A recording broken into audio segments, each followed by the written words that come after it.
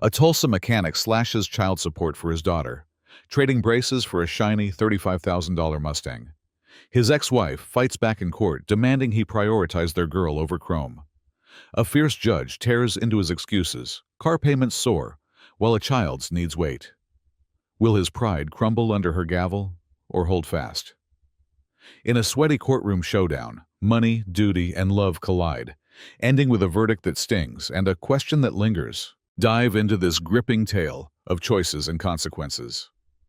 The air inside the modest duplex on the east side of Tulsa, Oklahoma, hung heavy with the mingled scents of motor oil and burnt coffee under a sweltering July sun. Its relentless heat seeping through the cracked windows, casting shimmering waves across the worn linoleum floor that squeaked and groaned under every step like a tired beast protesting the weight of the day, its surface scuffed and faded from years of boots and spills. The duplex, a squat brick building with peeling paint the color of faded rust, and a patchy lawn, overrun with crabgrass and dandelions baked dry by a summer drought, that had turned the earth to dust, stood on a quiet street where the hum of cicadas blended with the distant rumble of traffic from the Broken Arrow Expressway.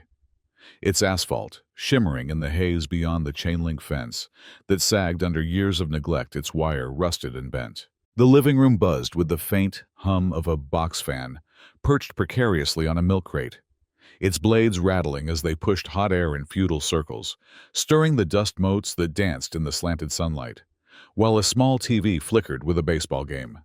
The announcer's voice, a low drone swallowed by the oppressive stillness that pressed down like a thick blanket. Daniel Reese, 35, a mechanic, with a lean frame hardened by years under car hoods.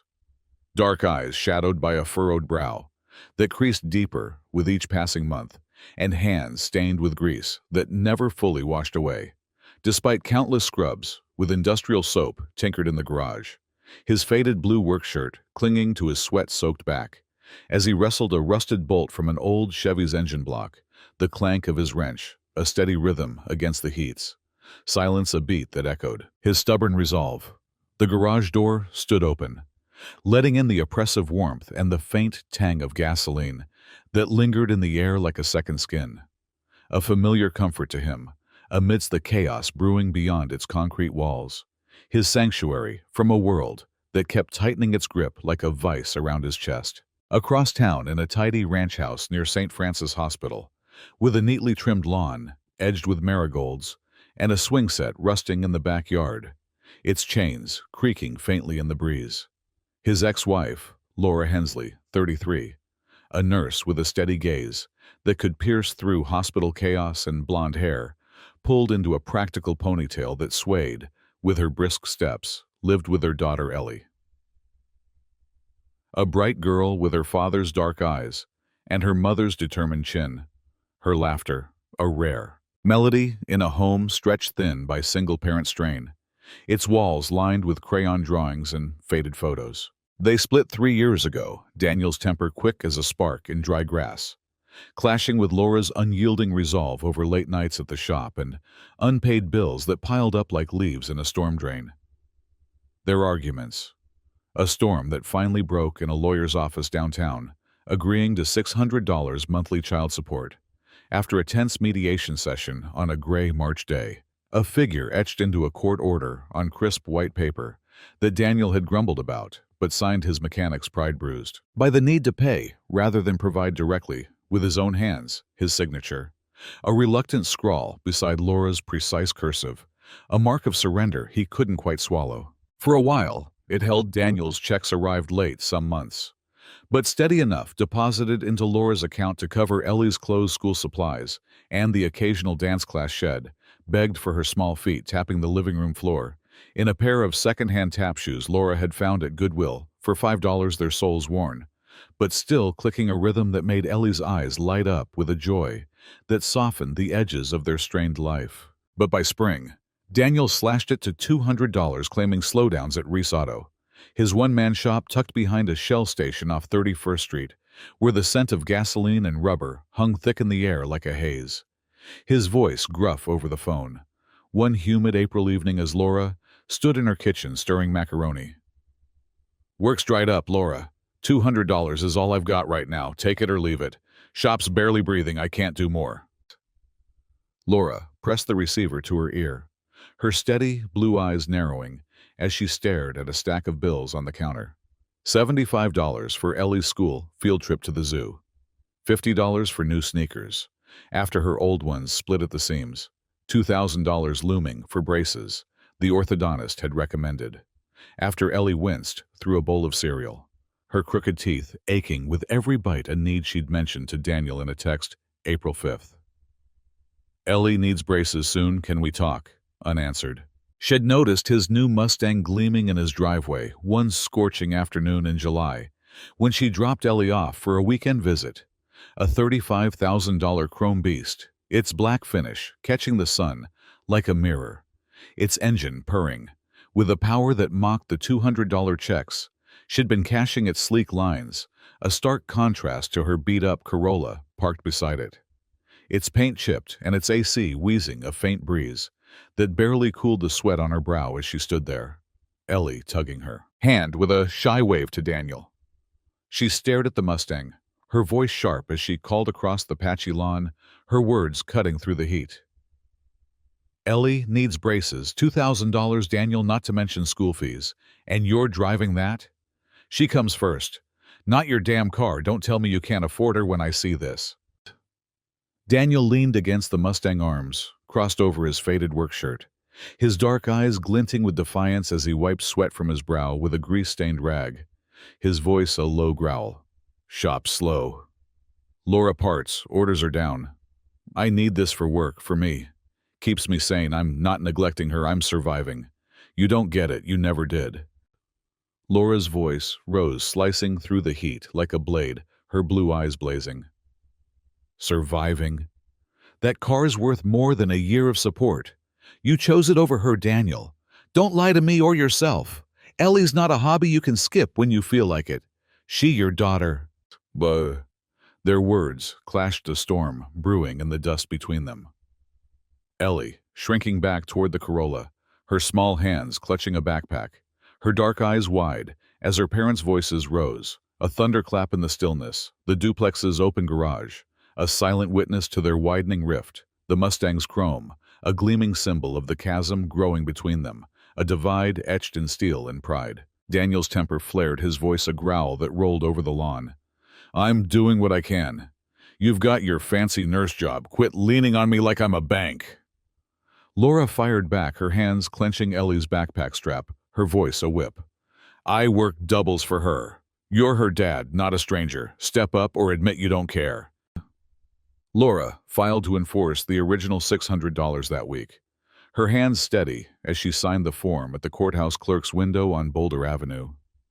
Her nurse's scrub still creased from a 12-hour shift that left her feet aching and her resolve burning like a coal in her chest.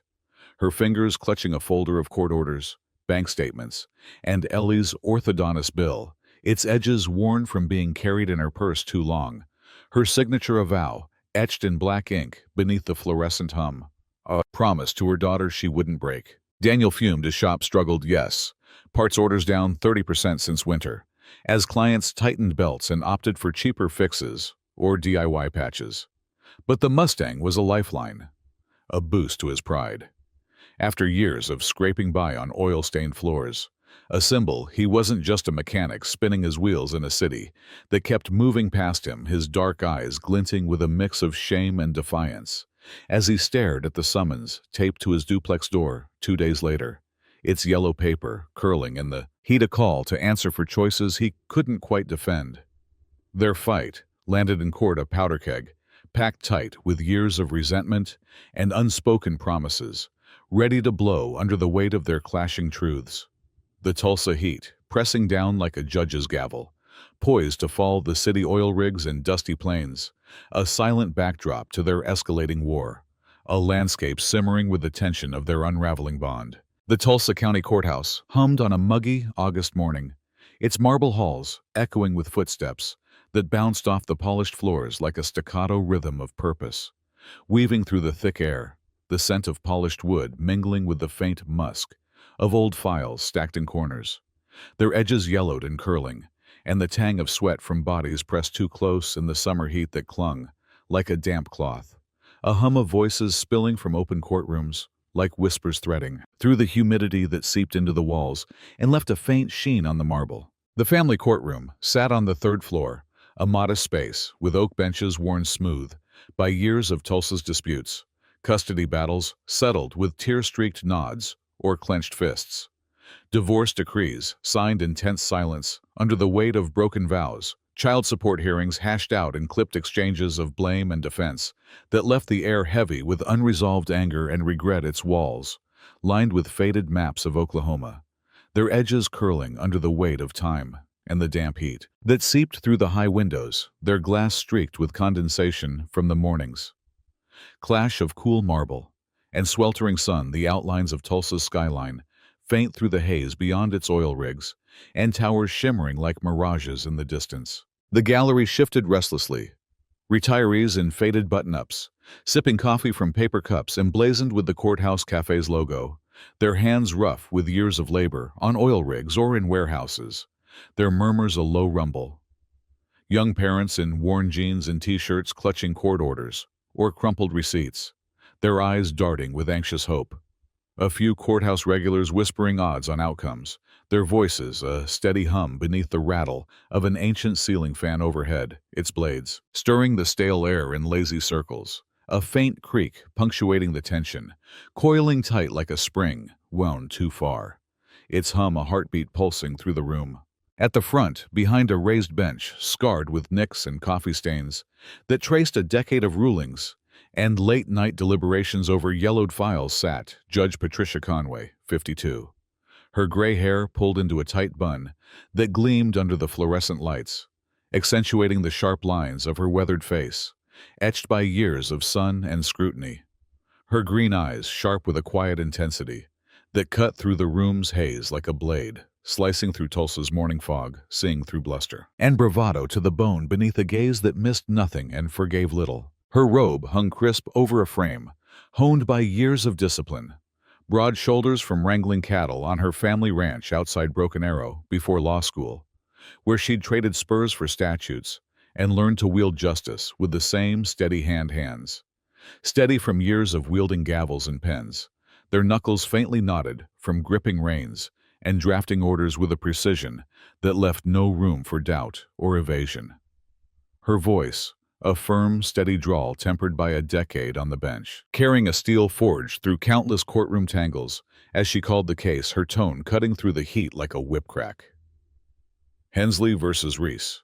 Child support enforcement, $1,500 in arrears, plus reassessment. Let's hear it, folks. And keep it tight, I want facts. Not feelings, we're here for evidence, not excuses today. I've got a docket longer than a summer day and hotter than this room, so let's move. Daniel and Laura sat at separate tables 15 feet apart, their papers strewn across the scratched surfaces like battle maps drawn in ink in desperation. A silent war etched in numbers and dates, Laura, flanked by her counsel. A wiry public defender named Tom Ellis, with a rumpled gray suit that hung loose on his slight frame, and a quick pen that danced across his notepad with a nervous energy, his sharp brown eyes darting between his client and the bench, a man accustomed to navigating the chaos of underfunded cases. Daniel sat alone, his mechanic's pride too thick to hire help despite the free legal aid offered at the clerk's office when he filed his response. His wallet too thin after the Mustangs. $5,000 down payment drained his savings in April, leaving him with $200 in his account. His hands clutching a stack of bank statements, shop receipts, and a crumpled copy of the original support order. His fingers stained with grease that lingered despite a hasty scrub with dish soap that morning, the scent, faint but clinging a mark he couldn't wash away. Laura perched on her chair's edge, her blonde ponytail swaying slightly as she adjusted her papers, her steady, blue eyes glinting with a resolve, tempered by years of single parenting and 12-hour shifts at St. Francis. Her nurse's scrubs traded for a crisp white blouse under a thrift store blazer that pinched at the shoulders, its navy fabric slightly faded but pressed with care.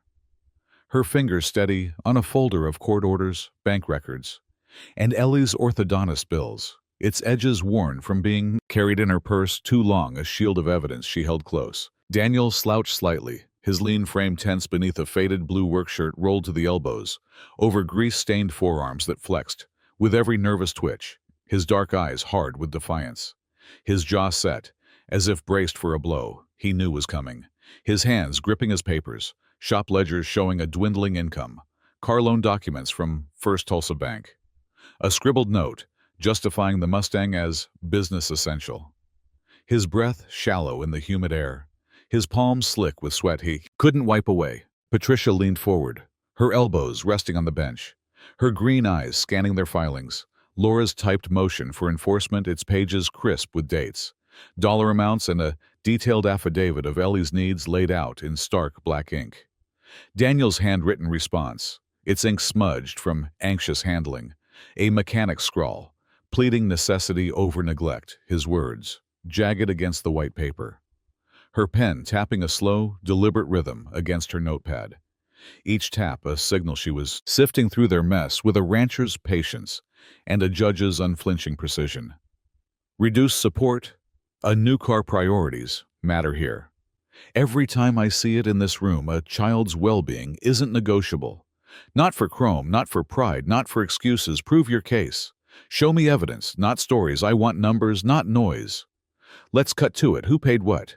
Who chose what? I need facts that stand up, not bend under this heat or my questions.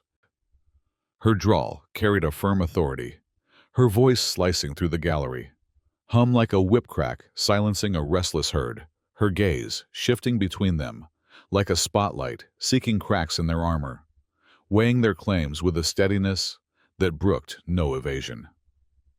Her hands steady on the bench as she flipped through Laura's motion court order from March 3rd, 3 years prior, bank statements showing a drop from $600 to $200. Orthodontist bill, stamped June 20th. Then Daniel's response shop. Receipts with declining totals, a car loan statement from April 15th, a note in his jagged hand, claiming business need, her lips thinning slightly. As she read the figures, her green eyes narrowing. Mother claims neglect. Father claims necessity. A daughter's caught in the middle here. I need proof, not pleas. No tears. No tantrums. Just numbers and truth. Let's start with that. The gallery stirred whispers, swelling retirees. Like Ed Grayson, a grizzled oil worker with a thermos of black coffee muttering to his wife Clara, a retired clerk with a notepad clutched in her lap. Car over, kid. That's a tough sell. He's got balls showing up with that in his driveway. Judge will eat him alive. Young parents like Tara Mills, a single mom, with a toddler's photo tucked in her wallet, whispering to her friend Lena Ortiz, a cashier with tired eyes and a borrowed blazer. His toast, Judge'll rip him a new one. No way he wins this with that car. Daniel's shop buddy Sam Carter, lanky with a grease-stained cap pulled low, nudging his pal Luke. Ramsey, a welder with a thick beard and a faded Sooners t-shirt. Shall see he's broke, give him a break. Shop's been dead, he ain't lying. Their voices a low buzz of anticipation. A chorus threading through the tension, their bets and murmurs a backdrop to the courtroom's simmering storm. A hum pulsing with the heat and the fans rattle overhead. A rhythm that matched the quickening beat of Laura's heart and the tightening grip of Daniel's hands. Laura's jaw tightens her fingers, clenching her folder, until the edges creased, her steady blue eyes glinting with a fire stoked by months of strain. Daniel's hands steadied his dark eyes, flickering with a mix of defiance and dread. His breath catching as he met Patricia's gaze. A storm brewing beneath his calm. Her words, a gauntlet thrown, their fractured bond, now a courtroom battlefield under her firm and unflinching hand. Tulsa's skyline, a hazy blur beyond the tall windows, its oil rigs and towers, shimmering in the heat like mirages. A city holding its breath as their story unfolded beneath her stern and unyielding scrutiny, a weight pressing down heavier than the summer sun outside. Laura testified first, climbing the stand with a steady step that echoed softly off the marble floor. Her white blouse crisp under her thrift store blazer. Its navy fabric slightly faded, but pressed with the care of a woman who knew appearances mattered. Her voice calm but edged with a quiet fury that simmered beneath her nurse's poise. A fire stoked by months of juggling bills and soothing Ellie's tears as she swore her hand firm on the worn Bible, its leather creased and soft from years of oaths. "I swear to tell the truth, the whole truth, and nothing but the truth, so help me God." When she sat, hands resting on the rail, fingers tracing its worn grain as she adjusted the microphone with a faint squeak. Her steady blue eyes locking on Patricia, with a resolve tempered by years of single parenting and 12-hour shifts at St. Francis. Her blonde ponytail swaying slightly as she leaned in, her breath steadying against the heat. He cut support to $200 a month starting April 15th. Ellie needs $600 for braces, school fees, clothes, medical. She's growing fast. Her teeth hurt. She's 9. She shouldn't wait, 'cause he wants a car. That Mustang's $35,000. He chose it over her. I saw it July 12th, his driveway gleaming like a trophy, while I'm scraping by, working doubles to keep her fed, clothed, and smiling. She deserves better than that. She slid her folder across the stand. Court order for $600 monthly, signed March 3rd, 3 years prior. Bank records showing deposits dropping from $600 to $200. Starting April 15th, orthodontist bill for $2,000 dated June 20th. Car loan statement from Daniel's bank showing a $35,000 Mustang purchase with $700 monthly payments starting April 15th.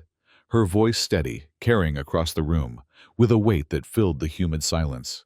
A mother's plea beneath her calm. He paid $600 every month till March 31st, then dropped it.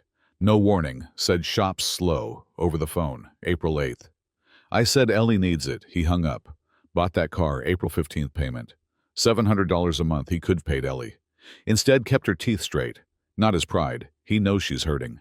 Patricia leaned forward, her green eyes sharp and unyielding, her pen poised over her notepad, its nib glinting faintly under the fluorescent lights.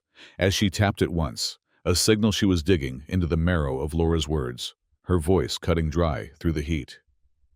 Proof of need, braces, fees, specifics, show me her costs. Not just your word, I need numbers, dates. What she needs, not what you feel. Laura's hands steadied her voice, firm, her blue eyes glinting with a mother's fire, as she slid papers forward. Here, orthodontist bill, $2,000, June 20th. Dr. Harris said she needs braces now. Her teeth overlap, she's in pain, can't chew hard stuff, school fees. $300 August 5th, field trips to the zoo, books, pencils, Ellie's shoes, $50 monthly, she's outgrown them. August 5th, I texted him. She needs size 6 now, June 12th. He didn't reply her dance class. $75 quarterly, stopped, June 10. Couldn't pay, she cried, said. Why can't Daddy help? I've got receipts. Bank shows. My doubles 60 hours weekly still. Short. Support agreement clear. When house set, show me the deal. Court order, $600 March 3rd, 3 years ago. Mediation downtown lawyer's office. He signed it, agreed, said fine. Over coffee till April, cut it cold, she said, handing over the order, its ink stark against the white paper. Daniel's scrawl, a jagged line beside her neat cursive. Her fingers steady as she pointed to his name. Car, his income, what's he earning? Show me his means, not his excuses. Bank shows, $700 monthly car payment. April 15th started. He's got cash for that. Not her shop slow, he says. But that's $8,400 a year for a car. Ellie gets $2,400 now. He can pay, he just want, Laura said, her voice rising slightly, a tremor of anger breaking through her calm as she slid the statements forward, her hands trembling faintly with the weight of her words. Patricia scribbled, her voice dry as the Tulsa dust outside her drawl, measured but cutting. Payments prove choice incomes. Next numbers don't lie. People do, they bend, go on. Tom Ellis rose, his rumpled suit shifting as he adjusted his tie with a quick tug, his voice smooth but probing, his brown eyes narrowing as he stepped forward. Ms. Hensley, impact on Ellie. This cut, how's she faring? What's it doing to her? Laura's hands tightened, her fingers clenching the rail, her voice softening, her blue eyes glinting with a flicker of pain that shimmered beneath her resolve. She's hurting, teeth ache. She shy about smiling now. Hides her mouth at school, says it hurts to eat. Apples, school fees late, got a notice. August 10th. Delinquent $300 shoes tight. She limps after recess. Dance class stopped. June 10. Couldn't pay $75, she cried, said. Why can't Daddy help? Sat on her bed hugging her pillow. I work doubles. 60 hours a week, still short, can't keep up, she asks. Does Daddy not love me? I don't know what to say. Tom. Car saw it. When exactly? What did he say? July 12th. His driveway dropped her off 2 p.m. Black Mustang, shiny new, parked by the garage. He leaned on it, grinned, said, Nice ride, huh? I asked. Where's her money? He shrugged, said, Shop's slow. Walked inside, didn't look back, she said. Her voice steady again, her hands unclenching slightly as she met Tom's gaze. Her blue eyes burning with a quiet fury. Tom. Support before April consistent? Yes. $600 every month till March 31st late. Sometimes 3-4 days, but paid April 8, he called, said $200 now?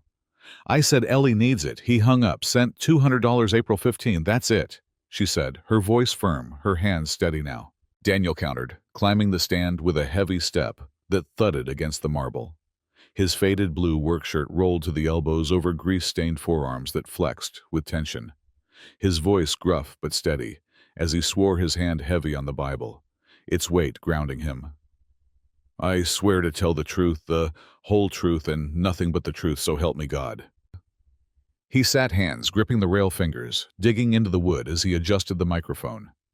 His dark eyes locking on Patricia with defiance, and a flicker of desperation that shimmered beneath his lean frame, tense beneath the shirt's damp fabric, his breath catching in the heat. Shop slow, Reese Auto down 30% since winter parts orders, dried up clients, patch cheap or skip me. $200 is what I can do. Cars for work, not luxury, gets me jobs, tools in the trunk, hauls parts, frame jobs.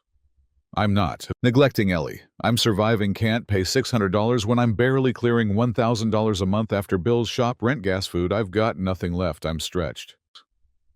He slid his papers, shop receipts showing a drop from $1,800 monthly in January to $1,200 by June, bank statements with $1,000.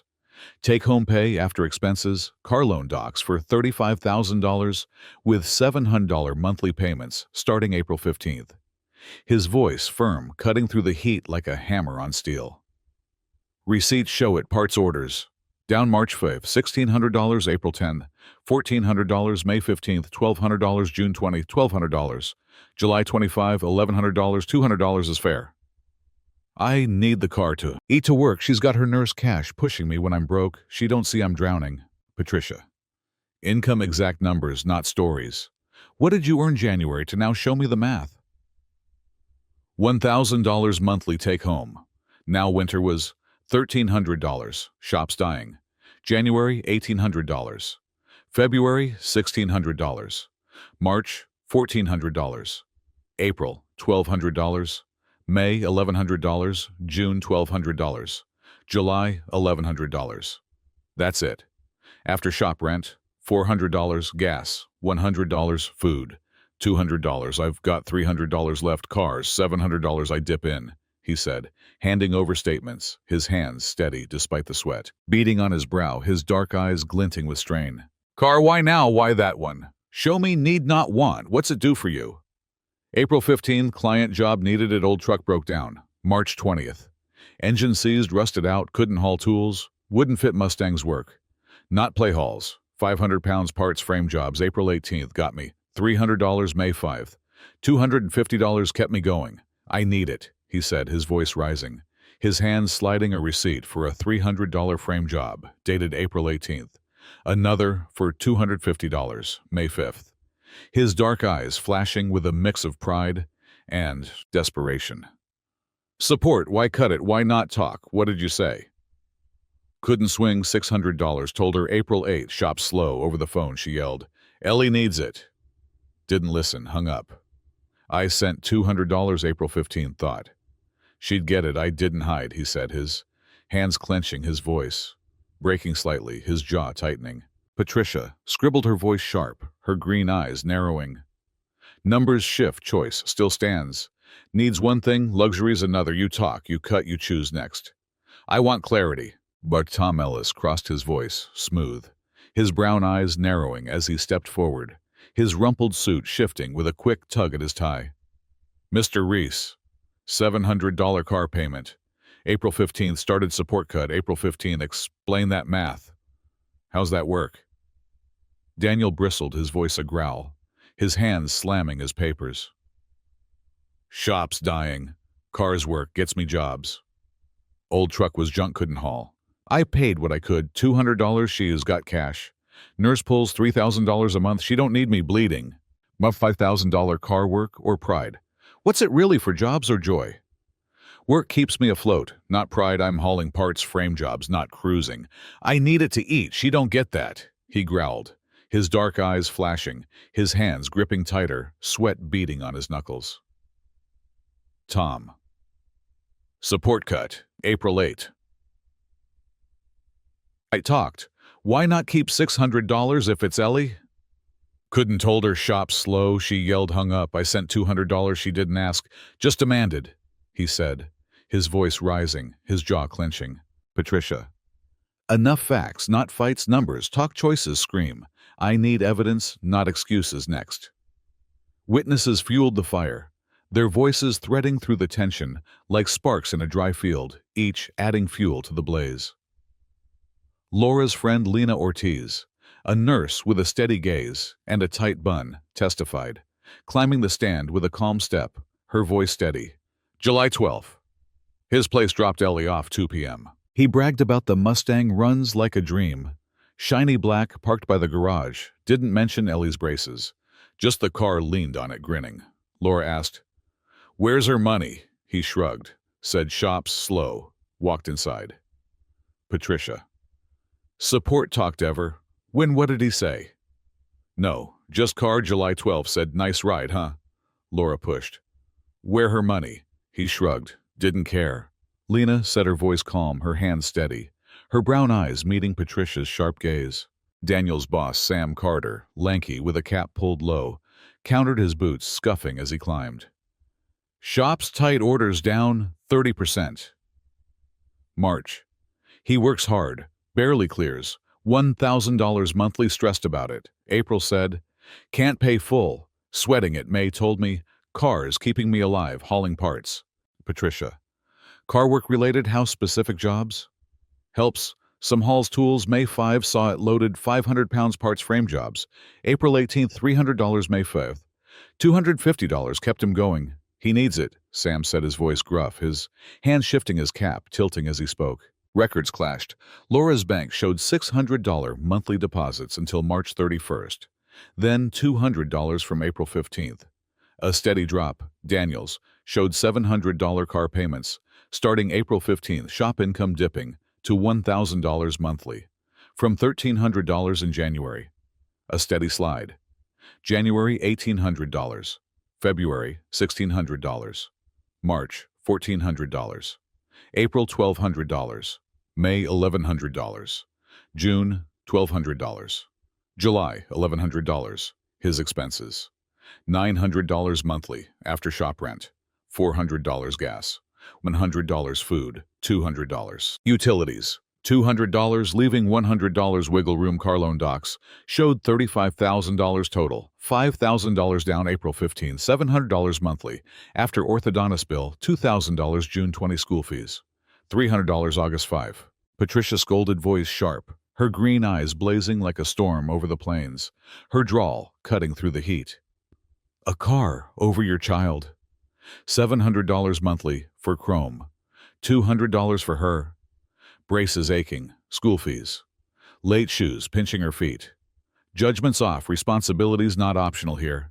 Mister, numbers don't lie, your choice does. $35,000 car screams means $200. Screams neglect you haul parts while she limps in tight shoes. Explain that to me. Explain it to her. Explain it to this courtroom. How a father puts steel over his daughter's smile. Daniel bristled, his voice, rising, his dark eyes flashing with a mix of shame and defiance. I need it. Shop's my life. Ellie's not starving. I'm not some deadbeat. I'm trying to keep a roof. She's got her nurse cash. She don't need me broke. Patricia. Braces aren't food, clothes aren't optional well-beings, more than a roof, she. Not a bill you skip for a shiny hood. Your need doesn't trump hers. Your trying doesn't cut it. When she's hurting, explain it or sit. I've heard enough excuses. Tom grilled Daniel, his voice smooth, his brown eyes narrowing. $700 car payment. $200 child support April 15th, same month. Explain that math. How's that work for Ellie? Daniel's voice a growl, his hands slamming his papers. Shop's dying. Car's work gets me jobs. Old truck was junk, couldn't haul parts. I paid what I could, $200. She's got cash. Nurse pulls $3,000 a month. She don't need me bleeding dry. Duh. $35,000 car work or pride, what's it really for jobs or joy? What'd you tell clients? Work keeps me afloat. Not pride. I'm hauling parts, frame jobs. April 18, $300. May 5th, $250. Not cruising, told Jim Carter. Keeps me working. He saw it. He growled, his hands gripping tighter, sweat beading on his knuckles, his dark eyes flashing. Tom. Support cut April 8, talked. Why not keep $600? If it's Ellie, why not call her back? Couldn't told her shop slow. April 8th, she yelled. Ellie needs it. Didn't listen, hung up.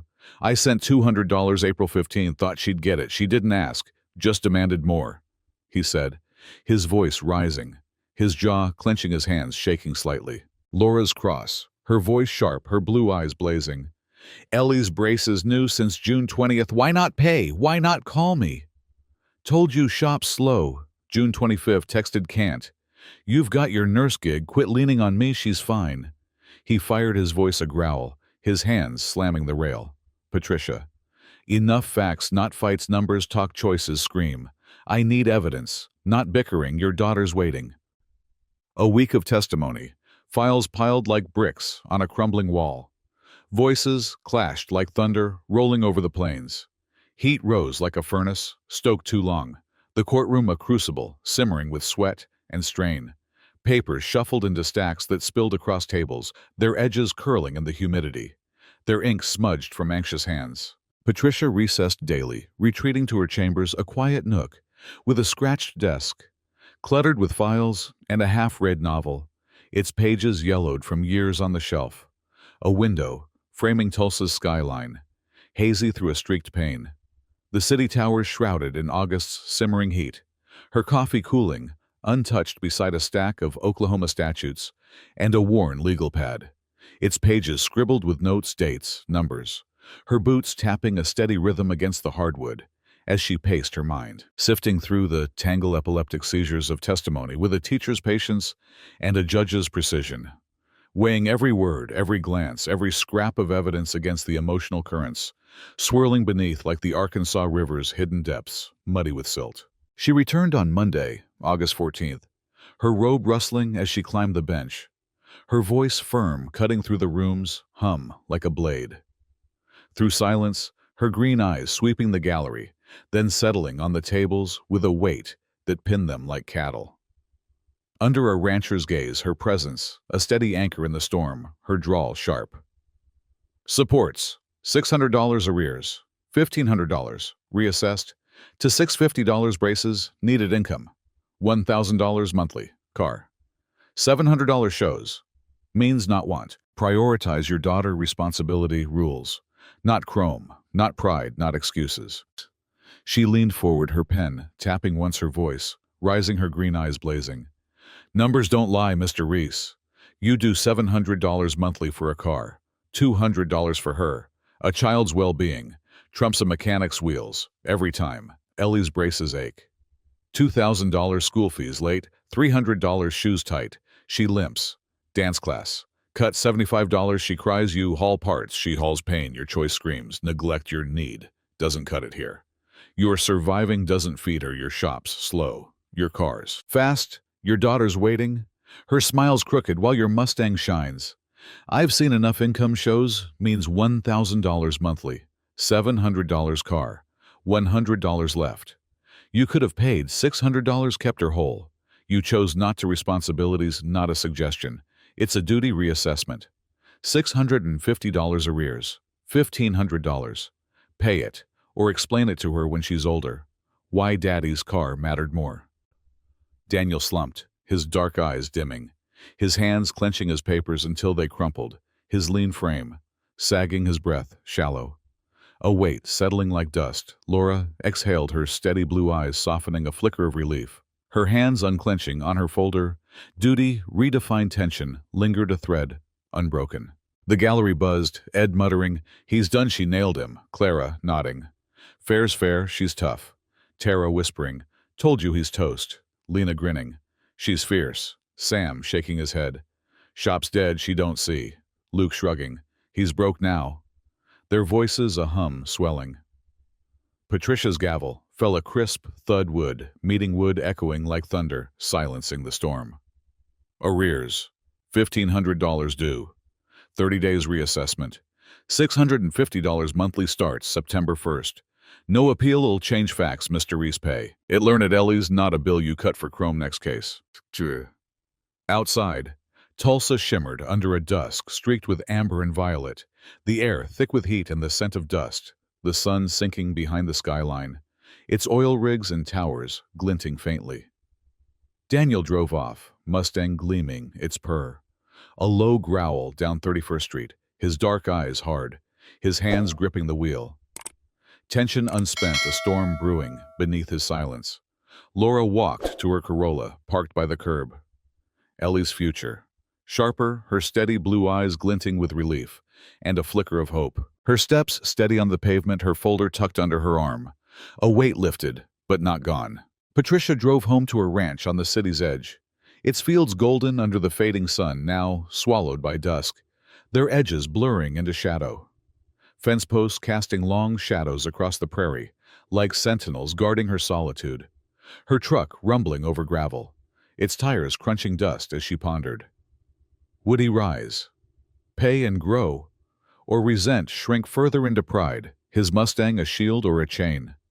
The horizon stretched, Oklahoma's plains whispering, under a sky deepening to indigo, the Arkansas River glinting faintly, a mirror to her thoughts.